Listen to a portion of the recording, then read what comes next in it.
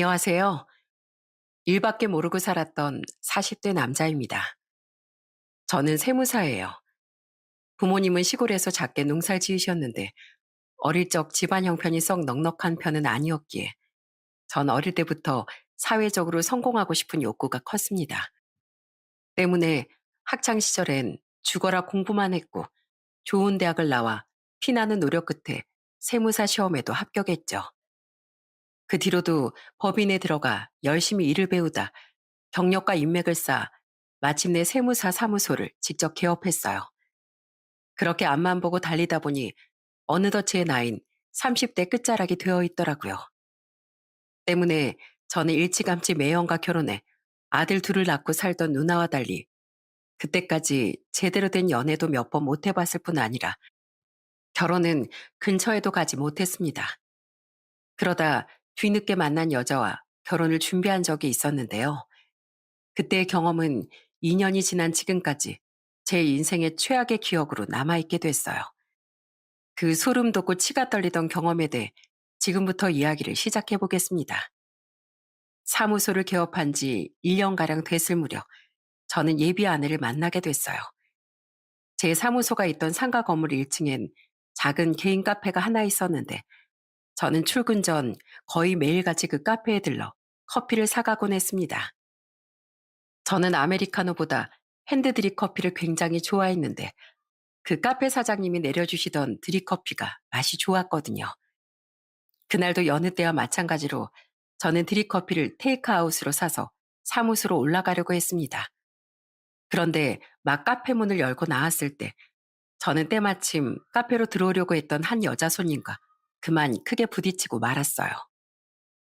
때문에 제 손에 들렸던 뜨거운 커피는 여자분의 밝은색 원피스로 고스란히 쏟아지고 말았죠.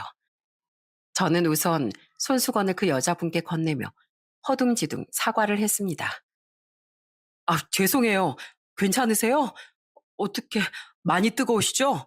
우선 이걸로 좀 닦으세요. 화상 입으신 거 아니에요? 병원에 가보셔야 할 것 같은데. 그 여자분은 아무래도 회사에 전화한 후 병원에 가봐야겠다고 말했습니다.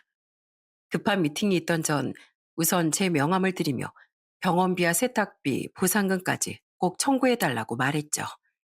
그리고 그날 오후 제게 손수건을 돌려주겠다며 만나자고 했던 그 여자분은 화상도 크게 입지 않고 원피스도 오래돼서 버리려고 했다며 극구 보상금을 받지 않겠다더군요.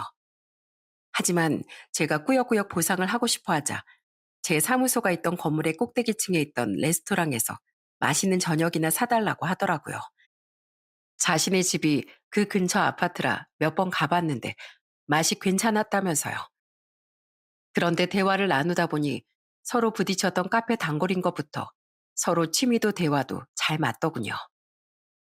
강규 씨도 그 카페 단골이시라고요? 반갑다. 저도 마찬가지인데 저도 회사 근처까지 가서 커피 사갈 때 아니면 집 근처라 거기서 종종 드립커피 사가지고 출근하곤 했어요. 거기 드립커피가 참 맛있거든요. 전 드립커피 맛집 찾아다니는 게 나름의 취미이기도 해요. 정말요? 저도인데 반갑네요. 중소기업 과장으로 일한다던 2살 어린 주연 씨는 대화를 할수록 통하는 부분이 많았습니다. 얘기를 나누다 보니 참 예의 바르고 기품 있는 여자이기까지 해서 저도 모르게 호감이 갔죠. 그렇게 우연한 만남은 2번으로 또다시 3번으로 늘어갔어요. 알고 보니 저처럼 일만 하느라 여태 결혼을 못했다는 공통점까지 겹치니 이 사람이 정말 내 인연인가 싶은 마음이 들게 됐죠. 이후 우리는 1년의 연애 끝에 결혼을 약속하게 됐어요. 못 보던 옷이네? 옷 새로 샀어?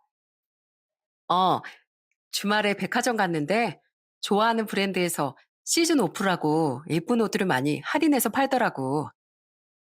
예비 아내는 씀씀이가 검소한 편은 아니었지만 그렇다고 해프지도 않았어요. 그냥 적지도 많지도 않은 중소기업 가장 월급에 맞는 적당한 씀씀이를 가진 사람이었죠.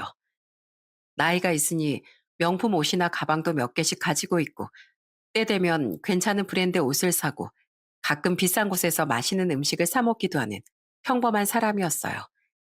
게다가 하는 이야기를 들어보면 예비 처가도 꽤 잘 사는 집안인 것 같더라고요. 예비 아내가 부모님과 외식을 했다는 말을 들으면 항상 비싼 레스토랑, 고급 소갈비집, 호텔 식당 등이었고 휴가 때마다 몇십에서 가끔은 100만 원도 혹 가는 숙소에서만 묵었던 것 같더군요. 산다던 아파트도 제 사무소에서 그리 멀지 않은 곳에 위치해 있던 브랜드 아파트였고요. 예비 아내의 말에 의하면 두 분은 소시적 큰 식당을 함께 운영하다가 이제는 전부 정리하고 여유로운 노후를 보내고 계신다고 하더라고요. 아이고, 우리 예비 사위 왔어? 오느라 고생했어. 인물도 훤칠한데 직업도 자기 사무소 개업한 세무사라지? 우리 집에 아주 복덩이가 굴러왔네. 첫 인사를 드리러 예비처가에 갔던 날 보니 역시나 집 내부는 깔끔하고 귀티가 났습니다. 두 분은 외동딸과 결혼하겠다는 제게 무척 잘해주셨지만 딱 하나 불편했던 점이 있었어요. 그건 바로 예비 장모가 제 벌이나 부모님의 경제력 등을 꼬치꼬치 물어봤다는 거였죠. 사무소 차린 지 이제 2년쯤 됐다고? 내가 주변에서 좀 들어보니까 세무사 벌이가 꽤 된다던데 1년에 얼마나 버나? 아직 개업한 지 그렇게 오래는 안 돼서 목표했던 만큼 벌지 못하고 있습니다. 그래도 적어도 앞으로 처자식은 굶기지 않을 정도로 열심히 벌고 있어요. 사람이 말을 그렇게 에둘러서 해야 쓰나. 생각보다 아직 벌인 그냥 그런가 보네. 부모님은 시골에서 아직 농사 지으신다며? 그럼 두 분 노후를 자네가 도와드려야 하나? 아니면 자네 누이가? 아니요. 노후 자금은 두 분 모두 충분히 모아두셨어요. 처음엔 딸 시집 보내는 입장이니까 현실적인 부분이 궁금하시겠지 싶어 저는 과하지 않은 선에서 말씀드렸습니다. 굳이 저희 부모님이 할아버지께 물려받았던 외진 땅이 10년 전쯤 재개발 지역으로 지정돼 노후 자금으로 쓸 충분한 시세 차익을 남길 수 있었다는 말 같은 건 하지 않았지만은요. 그런데 처음 보는 자리에서 저희 누나 부부는 경제적으로 살만하냐는 물음까지 들으니 슬슬 기분이 불쾌해지더군요. 가족 관계가 화목하냐느니 부모님 건강은 괜찮으시냐느니 같은 말은 하나도 묻지 않고 오로지 질문은 돈뿐이었으니까요.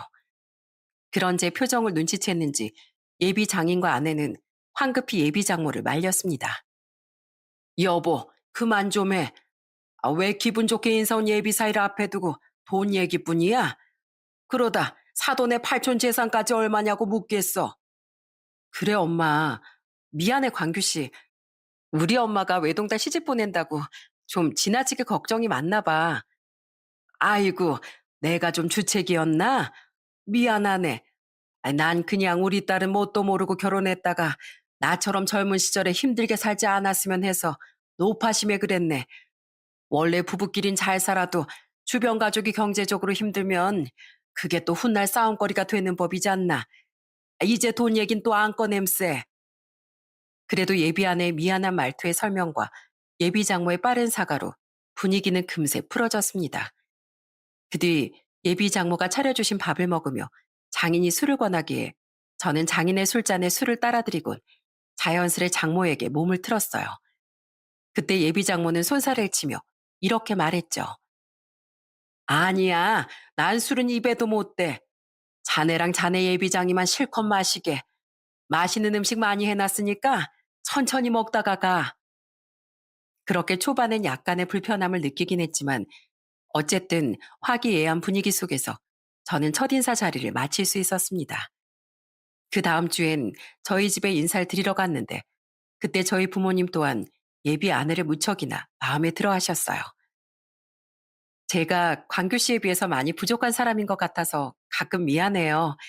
직업도 직업이지만 광규 씨 인품이 너무 훌륭한 사람이잖아요. 광규 씨에게 부족하지 않은 아내가 되게끔 앞으로 노력하며 살겠습니다. 며느리로서 부족하지만 앞으로 잘 부탁드립니다. 아버님, 어머님. 저희 부모님은 젊은 아가씨가 말투도 기품이 있고 겸손하다며 입이 마르도록 칭찬하셨어요. 게다가 점심을 먹고 저녁엔 마당에서 불을 피워 아버지가 고기를 구워주셨는데 저희 어머니께서 원피스를 입고 온 예비 아내가 걱정되는 마음에 몸빼 바지를 권하셨습니다. 불편하면 안 갈아입어도 돼. 젊은 아가씨라 이런 옷 많이 촌스럽지? 그래도 저녁엔 바람도 쌀쌀하고 밖에 앉아있기 불편할 것 같아서 그래. 하나도 안 촌스러운데요? 안 그래도 어머님이 음식을 너무 맛있게 차려주셔서 배가 터질 것 같더라고요. 그래서 내심 원피스가 불편하던 참이었는데 어머님 센스가 완전 대박이세요. 감사히 있겠습니다. 불편할 법도 하건만 저희 어머니가 민망하시지 않게 웃으며 받아준 예비 아내가 참 고마웠습니다. 함께 자리했던 저희 누나도 매형도 참 털털한 아가씨라며 예비 아내를 마음에 들어했죠. 그 뒤 진행된 상견례도 무난한 분위기에서 잘 마무리되어 우리는 결혼 준비에 본격적으로 박차를 가하기 시작했어요. 그런데 자꾸만 제 주변 지인들이 제게 찝찝한 소리를 해주더군요. 야, 광규야, 요새 세상 진짜 무서운 거 알지? 저번에 민식이 파혼했다는 거 기억나? 여자가 직업도 속이고 알고 보니까 모은 돈은커녕 빚만 한가득이어서 기겁을 하고 민석이 결혼식 한 달 전에 파혼했었잖아. 맞아 임마. 그리고 민석이 아니어도 요새 뉴스 보면 이상한 사람들 진짜 많잖아. 조심해서 손해볼 건 없으니까 혹시 애비 재수 씨 무슨 과거가 없나 혼인관계 증명서 상세 내역이라도 좀 떼봐. 불편한 말 꺼내는 건 잠깐이지만 자칫 잘못했다간 나중에 크게 고생한다. 실제로 저는 주변에 사기 결혼 피해자들을 2명 정도 알고 있었어요. 한 명은 다행히 결혼 직전에 모든 사실을 알고 파혼했었지만 또 다른 지인이었던 한 형님은 결혼 후 몇 년 뒤에 뒤통수를 맞았다는 사실을 알고 기나긴 소송 때문에 고생해야 했죠. 그 와중에 지인들의 끊임없는 조언을 들으니 저도 신중해서 나쁠 건 없다 싶더군요. 하도 요새 세상이 흉흉하니까요.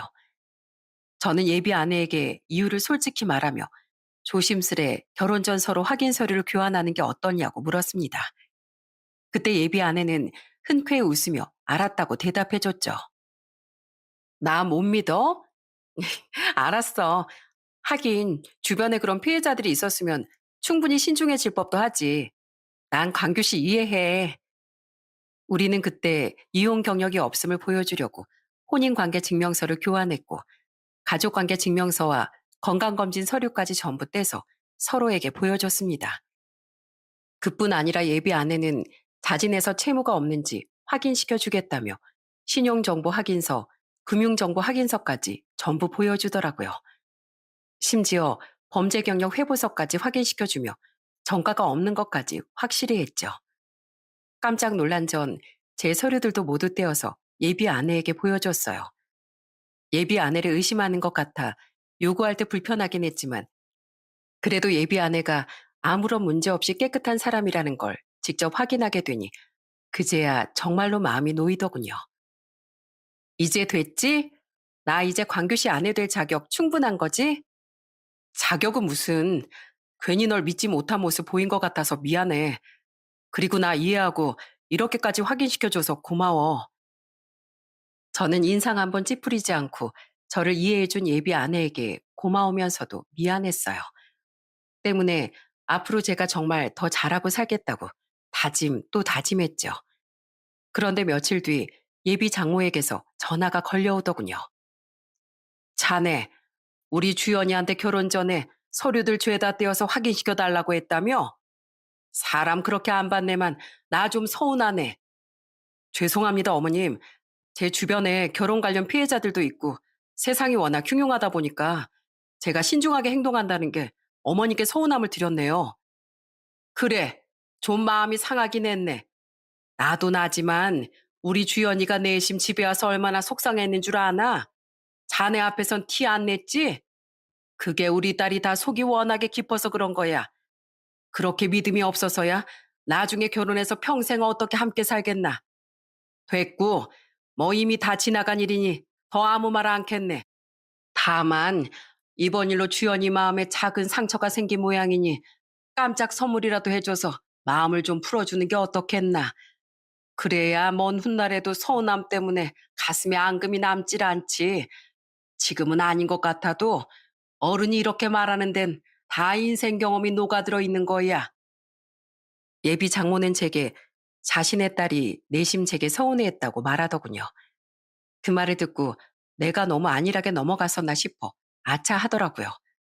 거기까진 괜찮았는데 예비 장모가 예비 아내에게 사주라고 제게 귀띔해 준 건 몇백을 호가하는 명품 백이더라고요. 스스로 마음에서 우러난 선물 계획도 아니고 그런 비싼 물건을 떠밀리듯 사서 선물하는 게 맞나 싶어 저는 생각해 보겠다고 말씀드렸죠.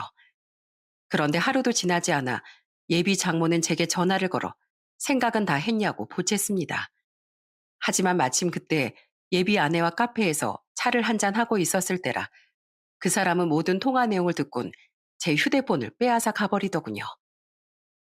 엄마, 광규 씨한테 엄마가 왜 전화했나 했더니 갑자기 무슨 명품백이야. 나 그런 거 필요 없어. 물론 내가 강규 씨한테 100% 믿음을 못 줬다 싶어서 속상해한 건 맞지만 그걸 무슨 명품백으로 위로해 주라고 해. 이 사람한테 또 그런 무리한 요구 하기만 해? 예비 아내는 장모의 전화를 끊어버리며 제게 굉장히 미안해했습니다. 그리곤 제게 이런 말을 덧붙였죠. 미안해 광규 씨. 사실 우리 아빠가 엄마랑 싸우면 꼭 선물을 사주면서 사과를 하곤 했거든. 엄만 평생 그렇게 살아오셨다 보니까 그게 맞는 방법이라고 생각하셨나 봐. 나쁜 의도는 아니셨을 테니까 불쾌하지 말고 넘어가 주라. 다시 이런 일 없게 내가 조심시킬게. 아니야, 이해해. 오히려 서운했을 네 마음을 잘 못 헤아려줘서 내가 더 미안하지. 명품백은 아니어도 내가 사과의 의미로 오늘 정말 맛있고 비싼 밥 사줄게. 괜찮지? 이후 예비 장모는 제게 전화해 자신의 딸에게 혼이 났다며 풀죽은 목소리로 사과를 하더라고요. 첫인사 때도 그렇고 유독 장모와 그렇게 작은 마찰이 일곤 했지만 그래도 곧장 사과를 하는 장모의 태도에 저는 계속해서 결혼을 진행했었죠. 그런데 그 일로부터 몇 달 지나지 않았던 어느 날 또다시 장모에게서 전화가 오더군요. 네, 어머님, 무슨 일이세요? 어머님은 아이 결혼 날짜까지 잡은 마당에 이젠 장모님이라고 좀 부르게. 나도 자네 사위라고 부름세. 아, 네, 좋죠. 무슨 일로 전화하셨어요, 장모님? 다름이 아니고 며칠 뒤면 명절이지 않나. 우리 어차피 곧 가족이 될 사이니까 이번 명절은 우리 가족하고 함께 보내는 게 어때? 명절을요? 죄송하지만 장모님, 저도 명절엔 시골에 계시는 부모님을 뵈러 가야 해서요. 예비 장모는 제게 명절 연휴를 함께 보내자는 제안을 했습니다. 하지만 저도 부모님이 있는 사람이니 그럴 수는 없었죠. 그러자 제 대답에 예비 장모는 아무렇지도 않게 다른 제안을 했어요. 그래, 그렇지? 아유, 내가 집안에 사이가 들어온다고 욕심을 부렸네. 그럼 명절 전에 나랑 시장 가서 같이 장 보는 정도는 괜찮지? 사실 내가 딸 하나밖에 없다 보니까 사이랑 사이좋게 장 보는 게 소원이었거든. 사이가 옆에서 장바구니도 들어주고 가까운 모자 사이처럼 팔짱도 끼고 다니는 거 말이야. 내 주위에 사이 본 친구들이 나한테 그렇게 사이 자랑을 해대더라고. 무리한 요구도 아니고 그 정도는 귀여운 제안이라고 생각했습니다. 때문에 저는 명절이 되기 이틀 전날 예비 장모와 둘이서 장을 보러 가게 됐어요. 예비 장인은 약속이 있다며 외출을 했었고 예비 아내는 회사 일이 바빠서 연차를 내지 못했었거든요. 그리고 예비 장모와 장을 보러 갔던 일은 제 인생을 크게 뒤바꿔 놓았죠. 그쪽 아니야, 주서방. 야채랑 고기들 사려면 이쪽으로 가야 돼. 이 시장 지리 잘 아시나 봐요, 장모님? 그럼 내가 이 시장을 몇 년이나 할부하고 다녔는데 눈 감고도 다녀 여긴. 사장님, 안녕하세요. 오랜만이에요. 우리 명절 나물할 것들 좀 사러 왔어요. 예비 장모는 자주 다닌 시장이라며 익숙하게 이곳저곳 저를 데리고 돌아다니더군요. 자주 다녔던 시장이만큼 아는 상인들도 많은지 아는 체하며 인사도 많이 하고 다녔죠. 그런데 아는 사이면 서로 흥정도 덜하고 서비스도 더 챙겨주고 하지 않습니까? 분명 자연스레 인사를 하는 걸 보니 아는 사이인 사람이 많은 것 같은데 예비 장모는 끊임없이 흥정을 하고 불평을 해대더라고요. 뭐야? 아이 계란값이 왜 이렇게 비싸? 이봐요 박씨, 이거 바가지 아니요? 바가지는요? 요새 계란값이 얼마나 비싼데요? 에휴, 난이도 못 내요. 500원만 깎아줘요. 안 깎아주면 나 여기서 들어 누워요. 준영이 엄마, 시골 모친이 직접 농사 짓는 것들 내다 파는 거면서 왜 이렇게 야채 값을 비싸게 받아? 손님들 푼돈 뜯어서 얼마나 부자 되려고. 모르는 사람이야 바가지 쓰지. 난 알 거 다 아는 사람인데 피차 얼굴 아는 사이에 얼굴 붉히지 맙시다. 적당한 흥정이야 그렇다 치지만 그 정도가 너무 심해 제 얼굴이 다 붉어지더군요. 게다가 그렇게 깎은 값을 자신이 직접 치르지 않고 은근한 눈빛으로 절 쳐다보더군요. 큰 금액도 아니라 눈치껏 제가 그 돈을 냈더니 예비 장모는 흐뭇하게 웃으며 말했어요. 고마워. 아유, 내가 이런 걸 해보고 싶어서 자네를 부른 거야. 돈 잘 버는 우리 사이 나도 자랑 좀 하고 싶어서. 이 총각이 아줌마 사위예요? 예, 우리 예비 사위예요. 우리 사위 직업이 뭔지 알아요? 세무사예요, 세무사. 착하고 돈도 잘 벌어서 이렇게 예비 장보 명절 장 보는 것도 직접 돈 내준다고 극구 따라온 거예요. 부럽죠? 아, 예. 예비 장모는 누가 묻지도 않았는데 제 직업을 자랑하며 제가 직접 따라왔다는 거짓말까지 하더라고요. 그래도 평소 사이에 있는 지인들을 부러워했다고 하니 뭐 거기까진 이해했어요. 그런데 시장 안으로 들어가면 갈수록 제 귀에 이상한 수군거림이 들리더군요. 무슨 소리인지 잘 들리진 않았지만 분명 우리를 곱게 쳐다보지 않는 눈초리를 보니 우리를 향해 하는 말인 것 같더라고요. 개중엔 우리가 지나갈 때 대놓고 장모를 못마땅한 듯 보는 사람도 있었습니다. 저는 의아해서 예비 장모에게 물었어요. 장모님, 아까 지나친 가게 주인 할머니가 장모님을 굉장히 못마땅하게 노려보는 것 같던데요. 혹시 뭐 안 좋은 사연이 얽힌 분이세요? 사연이 있긴. 난 어디서든 법 없이도 살 사람이야. 그냥 내가 시장 다니면서 하도 깎아댔으니 날 못마땅해 하는 소인배들도 있는 게지. 그런데 난 애초에도 안 가. 내가 치사해 보일 수 있지만 밖에서 조금 나쁜 사람 돼도 가족들을 위해서 한 푼이라도 아끼는 게 낫잖아. 난 이렇게 알뜰한 사람이야. 아무리 손님이 값을 깎는다고 해도 사람을 저렇게 못마땅하게 쳐다볼 수 있나 싶었습니다. 그렇게 조금 꺼림직한 마음이 슬슬 들던 차에 저는 더 찝찝한 소리를 듣게 됐어요. 아유, 정육점에 왜 이렇게 사람이 많아? 죄다 나무를 안 사고 고기만 사러 왔나? 자넨 잠시 여기 있게. 나 소고기랑 돼지고기 좀 보고 올게. 이건 그냥 내 돈으로 살 테니까 여기서 기다려. 저는 딱히 입구가 없이 뚫려있는 정육점 앞에서 멀뚱멀뚱 예비 장모를 기다리고 있었습니다. 그런데 정육점 옆과 옆역 가게 주인인 듯한 아주머니 둘이 제 쪽을 보며 수군대고 있더군요. 자신들의 목소리를 낮춘다고 낮춘 모양인데 타고난 목청이 크신 건지 제 귀에 수군거림이 똑똑하게 들리더라고요. 그리고 그 대화 내용은 굉장히 찝찝하기 그지없었습니다. 아유, 저 여자 사일합시고 데려온 젊은이가 또 바뀌었네, 또 바뀌었어. 이게 대체 몇 번째야?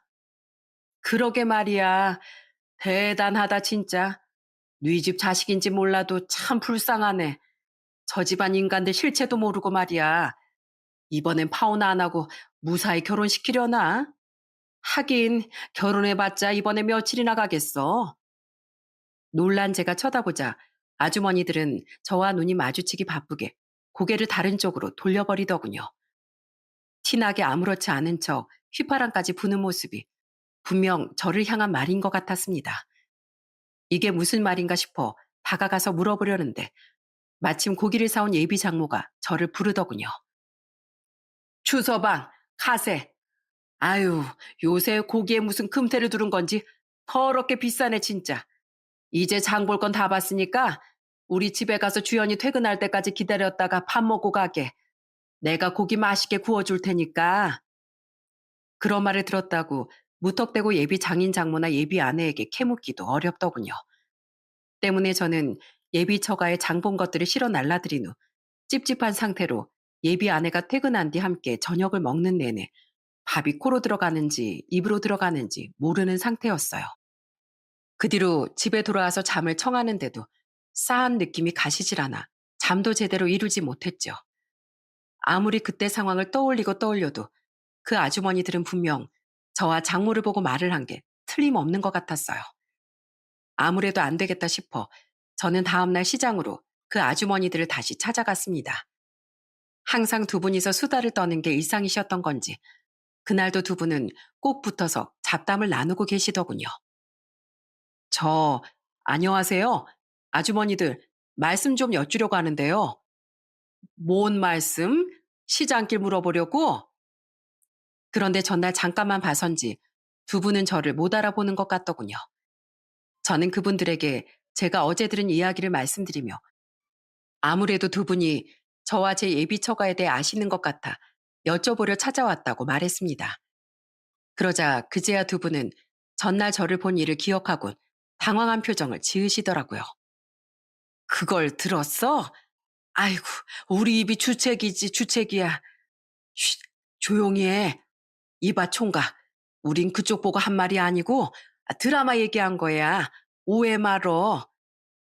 아닌 거 다 알아요.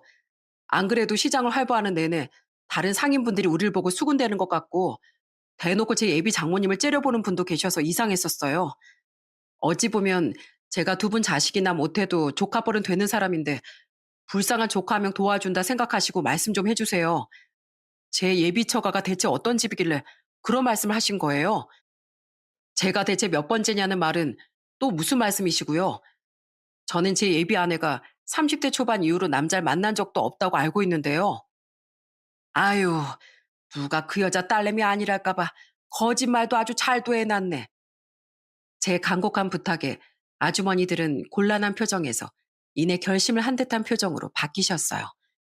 그리고 이어진 두 분의 엄청난 폭로에 저는 그만 입을 틀어막고 말았어요. 그쪽 예비 장모라는 사람하고 그 남편이 이 시장에서 아주 오래도록 순대국밥집을 운영했던 건 알아? 아니요. 그냥 큰 식당을 했다고만 들었는데요. 크긴 무슨 안에 테이블이 세 개 겨우 들어갈 정도로 좁아 터졌었는데 게다가 식재료 관리를 어떻게 하는 건지 음식에서 누린내가 하도 나서 시장 상인들은 아무리 배가 고파도 그 집 가서 먹지도 않았어.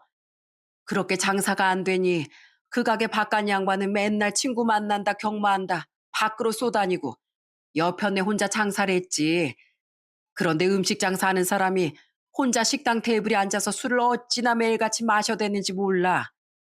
술을요? 분명 술은 입에도 못 된다고 하셨는데 혹시 다른 사람을 착각하신 거 아닐까요? 두 분이 아는 분 성함이 김옥자 선자 맞으세요? 맞지 그럼. 그 볼에나 큰 사마귀를 어떻게 있겠어. 술을 못 먹긴 아주 그 여자 알코올 중독자였어. 그냥 얌전히 술만 먹었으면 다행이게.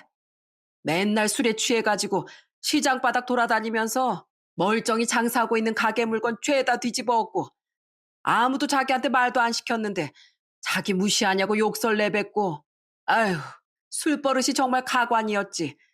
그 여자 때문에 시장이 하루도 조용할 날이 없었어. 맞아, 맞아.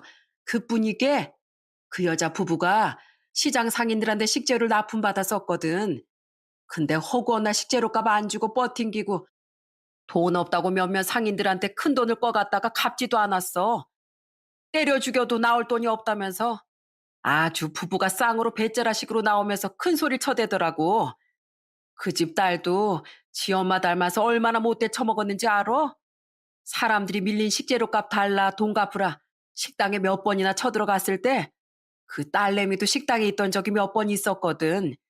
그런데 자기 부모뻘 되는 상인들한테 거지들이 얼마나 궁상맞게 사면 그딴 몇 푼에 여기까지 와서 행패 부리냐고 아주 쌍욕을 해댔다네. 형님, 난 그거 그 앞에서 구경하다가 직접 들었수. 젊은 처자가 어찌나 신랄하게 욕을 해대는지 듣는 나까지 오금이 저리더라고. 이 이야기를 듣는데 정말 믿기지가 않았습니다. 제가 정말 알고 있던 사람들의 이야기가 맞는 건지 혹시 몰래카메라인지 싶을 정도로 그들의 실체는 엄청났죠. 결국 예비 장인 장모는 시장 상인들에게 단죄 소송까지 당하곤 거의 쫓겨나듯 그 시장에서 몇 년 전 장사를 접었다더군요. 하지만 그 이야기가 끝이 아니었어요. 그리고 그 여자 딸이 남자 몇 년 동안 안 만났었다고? 아이고, 지나가도 똥개가 웃겠네. 그 여자 부부가 이 시장에서 퇴출되기 전에 그 집 딸 이미 한 번 갔다 왔었어. 시장 사람들한테 피해란 피해는 다 입히면서 무슨 자신감인지 청첩장까지 돌려댄 통에 그나마 미운정으로 결혼식장에 참석한 사람도 셋이나 있어. 네? 하, 하지만 분명 혼인신고했던 기록은 없었는데요. 혼인신고는 안 했대.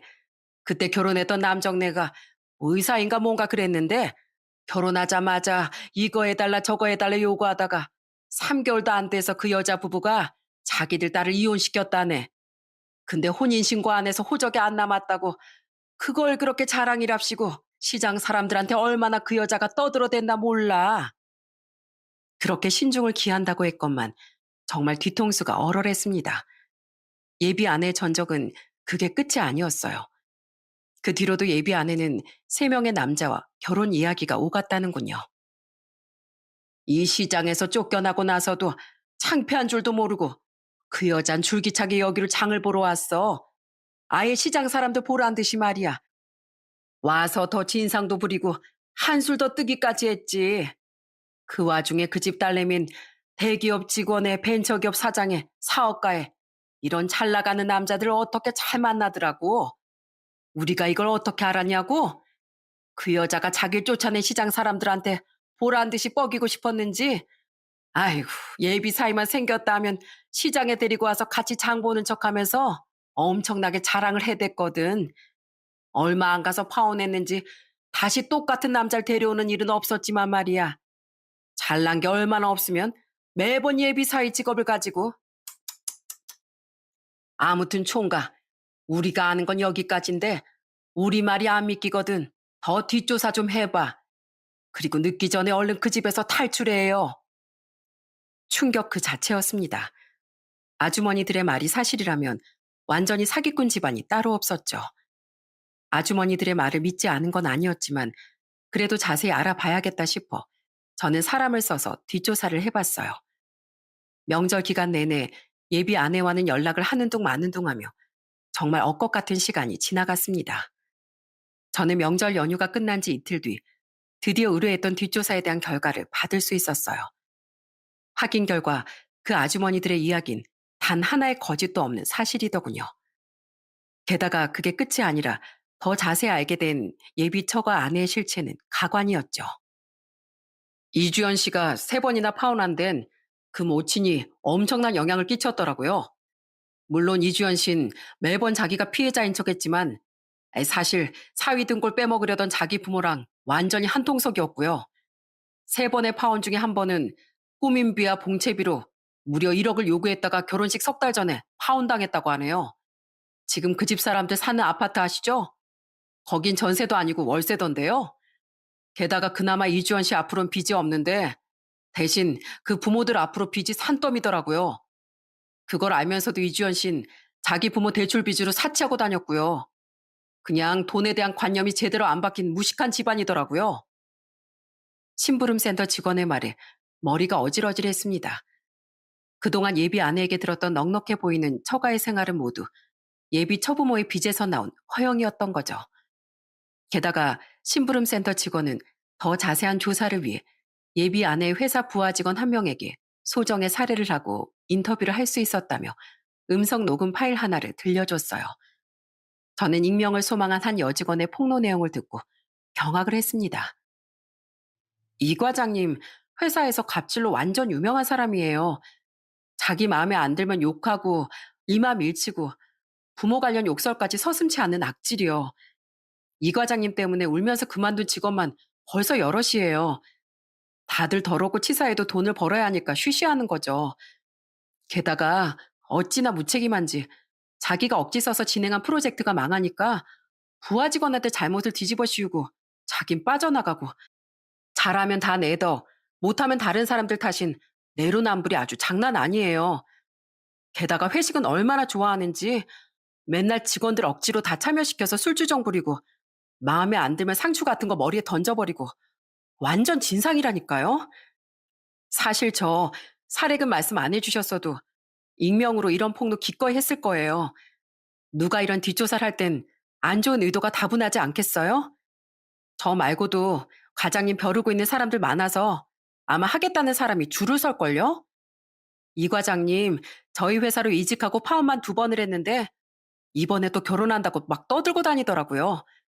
세무사인 지금 예비 남편 꽉 물려고 뒷조사에 쓴 돈만 몇백이라나 뭐라나. 평소에 써서 마시지도 않던 커피까지 좋아하는 척하면서 개고생을 했다고 엄청 자랑스럽게 말했어요. 겨우 참한 여자인 척 다 해놨더니 과장님 어머님이 자꾸 초를 치려고 한다면서 술 먹고 짜증도 엄청 냈고요. 누군지 몰라도 불쌍한 그 남자가 빨리 도망갔으면 좋겠네요. 심부름센터 직원의 폭로를 모두 들으니 정말 제 머리 위에만 폭우가 내리는 것 같은 참담한 심정이었습니다.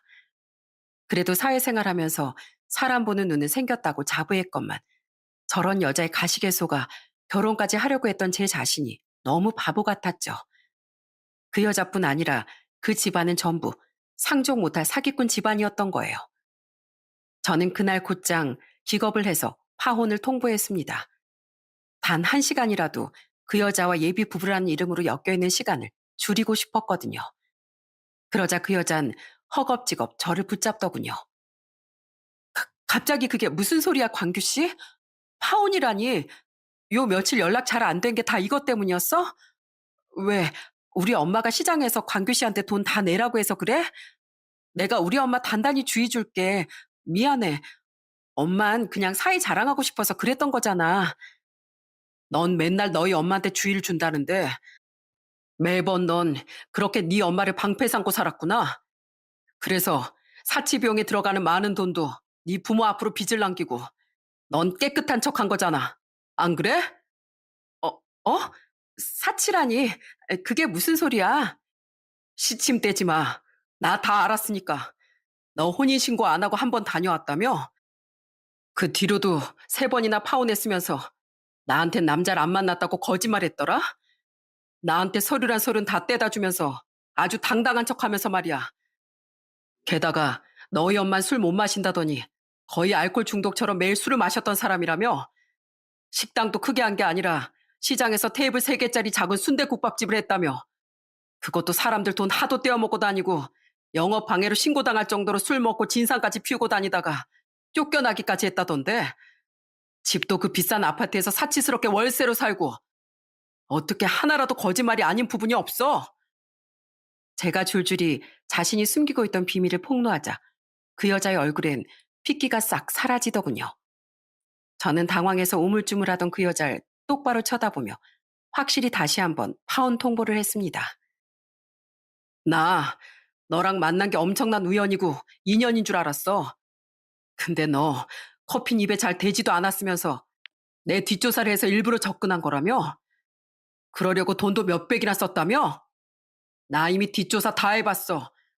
네가 비다고 허영만 잔뜩 있는 네 부모 노후 혼자 책임지기 싫으니까 어떻게든 돈 많은 남자 꼬시려고 작정하고 접근하는 꽃뱀 같은 여자였다는 것까지 다 알게 됐다고. 이제 내가 파혼하려는 이유에 대해 더 부연 설명 안 해도 되겠지?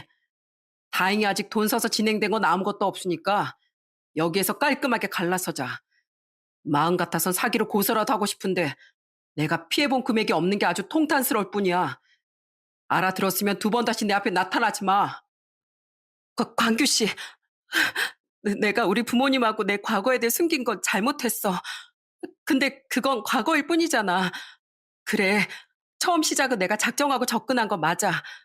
근데 나도 워낙 사는 게 팍팍하니까 그랬던 거지. 나도 처음부터 나쁜 사람은 아니었어. 게다가 나 지금은 광규 씨에 대한 마음 전부 진심이야. 네가 지금 진심이든 뭐든 난 알 바 아니야. 중요한 건 너랑 너희 부모가 나한테 작정하고 빨대 꼽으려고 했다는 사실이지. 모든 것을 거짓말로 점철하고서 난 그런 너랑 네 부모랑 절대로 가족이 될 생각 없어. 그러지 말고 강규 씨, 내가 어떻게 하면 되겠어? 그래, 내가 우리 엄마 아빠 버릴게. 내가 전에 이혼하고 파혼했던 것들 전부 다 우리 엄마 때문이거든. 나도 더 이상 엄마 때문에 내 인생 망치기 싫어. 나 우리 집이랑 인연 끊을게. 그러면 되지? 어? 광규 씨 나 진짜 많이 좋아하잖아. 아니, 처음부터 모든 게 거짓이었다는 걸 안 순간부터 난 너한테 한 토레 정도 남아있지 않았어. 그리고 과거일 뿐이라고? 그래, 말 잘했네. 너도 이제 내 과거가 될 거야.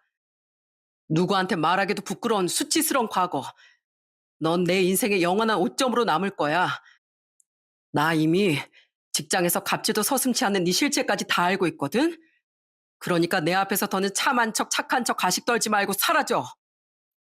저는 제 바지가랑이라도 붙잡으려고 들던 그 여자를 거세게 뿌리친 채 뒤를 돌아 자리를 벗어났습니다.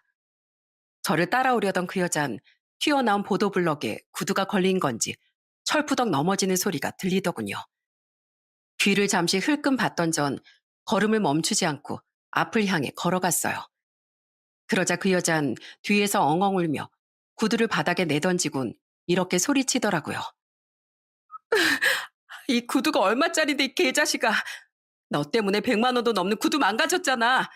이거라도 보상하고 가. 나 버리고 네가 얼마나 잘 사는지 보자. 이 호랑 말코야. 가다가 똥물에나 빠져버려라.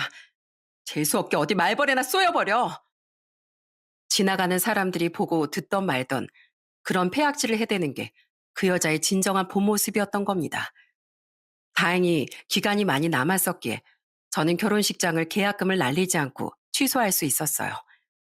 이후 속상해하시던 부모님께 자초지종을 잘 설명드리고 난 뒤 저는 그렇게 끔찍한 파혼을 마무리 지은 줄 알았습니다. 그런데 며칠 후 사무소에서 일을 하고 있던 전 기겁을 하고 말았어요. 광규 씨, 나 광교실 도저히 못 있겠어. 회사에 나가도 일도 손에 안 잡히고 그냥 내 인생이 끝나버린 것 같아. 제발 나 좀 용서해줘. 어? 나 한 번만 좀 받아줘. 그 여잔 회사 출근도 안 했는지 처량한 몰골로 제 사무소에 찾아왔더군요. 미팅을 하던 손님이 있던 터라 좋게 타일러서 내보내려고 해도 그 여잔 제 책상 다리 붙잡고 계속 찐득이처럼 달라붙었어요. 결국 저는 경찰을 불러서 그 여자를 쫓아내야 했죠. 그러자 그날 오후 예비 장모였던 아줌마가 제가 자신의 전화를 받지 않자 다른 번호로 전화해 난리를 치더라고요. 자네, 그렇게 속물 같은 사람이었나? 아, 그래. 우리 딸 이혼도 하고 파혼도 좀 했네. 나랑 우리 영감은 빚뿐이면서도 돈 좀 밝히는 주책들이야. 근데 그게 뭐? 자네가 진짜 좋아한 건 우리 딸 내면이 아니었나? 우리 딸을 속물이라고 내쫓기 전에 아닌 척하지만 사실은 누구보다 계산적인 자네 스스로를 돌아보게. 자네도 우리가 돈 없고 가난해서 지금 파혼한 거 아닌가? 좋아할 진정한 내면조차 없는 사람인데 제가 빈 껍데기를 왜 좋아해야 합니까?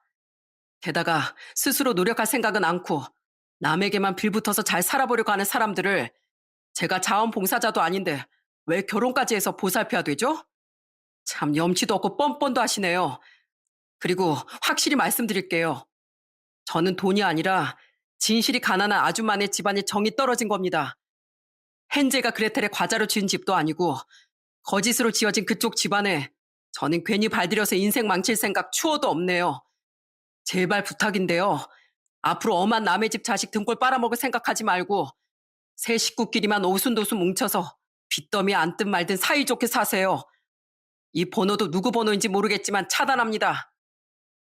저는 그 집 식구들 모두의 번호를 차단한 뒤 그 뒤로 한동안 모르는 번호 전화는 받지 않았어요. 다행히 업무용 휴대폰 한 대가 따로 있어 일에 지장은 가지 않을 수 있었거든요. 그렇게 그 지겨운 인연이 마무리되나 싶었는데 그로부터 한 달 뒤쯤 저는 그 거머리들을 또 마주해야 했습니다. 야, 이 똥물에 튀겨 먹을 놈아. 나 버리고 잘 먹고 잘 살고 있냐? 엄마, 여기야, 여기. 차, 세무사 사무소라는데도 뭐 별 볼 일 없구만. 사무실도 코딱지만한 게. 야, 주강규. 너 얼굴 좋아 보인다. 동네 사람들, 여기 이놈이 말이죠? 결혼을 코앞에 앞둔 자기 애비 신불 하루 만에 내팽개쳐버린 파렴치 아닙니다. 이런 놈이 여러분의 세금 문제를 잘 해결하긴 하겠어요? 뒤에서 몇 푼 안 떼먹으면 그걸로 다행이지. 에이, 쥐며느리 똥오줌 같은 놈. 말미잘 각질 같은 못된 놈. 두 모녀는 또 대낮부터 술이 만취해선 제 사무소를 찾아왔던 거예요. 듣던 대로 그 아줌마는 엄청난 술 진상이었는데 처음 보는 만취한 그 딸 또한 지지 않는 개 진상이더군요.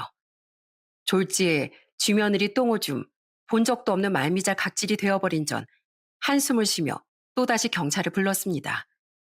다행히 그땐 사무소에 아무런 고객도 없어 망정이지 하마터면 큰 망신을 당할 뻔했죠. 야, 너 우리 무시하냐? 왜 사람이 와서 떠드는데 한마디 대꾸도 안 해? 이봐요, 경찰 양반. 저거 모욕죄 아닙니까? 네, 그냥 저기 사장님께선 대꾸할 가치가 없어서 아무 말씀 안 하시는 거고요. 모욕죄 아니고 두 분이 지금 영업 방해죄를 저지르고 계시네요. 서로 같이 가시죠. 저는 술 취한 인간들과 무슨 말을 하나 싶어 그들의 말에 한마디도 대꾸하지 않았어요. 하지만 이대로 그냥 두면 앞으로 제 인생에 계속 걸림돌이 될 것 같아 저는 그들을 영업 방해와 명예훼손으로 고소해버렸어요. 고소장을 받은 후에야 제 전 예비 아내는 차단당한 자신의 번호 대신 다른 번호로 전화해 한 번만 봐달라고 사정사정을 하더군요. 싫어. 여기서 내가 봐주면 너랑 네 엄만 다른 데 가서도 또 이런 진상을 부릴 거 아니야. 이렇게 법의 처벌을 받아봐야 정신 차리고 두 번 다시 못 그러지. 나 건드리면 이렇게 안 참는 사람이니까 진짜로 너나 너희 가족이나 두 번 다시 내 앞에 나타나지 마. 전화도 걸지 말고. 저는 끝까지 합의해주지 않았고 결국 두 모녀는 벌금형을 받게 됐습니다. 그 뒤론 정말로 저를 건드리면 안 되겠다 싶었는지 파혼 후 2년이 지난 지금껏 저를 한 번도 찾아오지 않더라고요. 이후 저는 제게 모든 진실을 알려줬던 시장 아주머니 두 분을 찾아가 소정의 살해도 하며 끔찍했던 파혼 소동을 정말로 마무리 짓게 됐죠.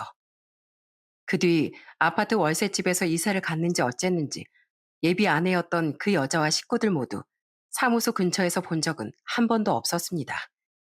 물론 소식조차 알지 못하고 알고 싶지도 않고요.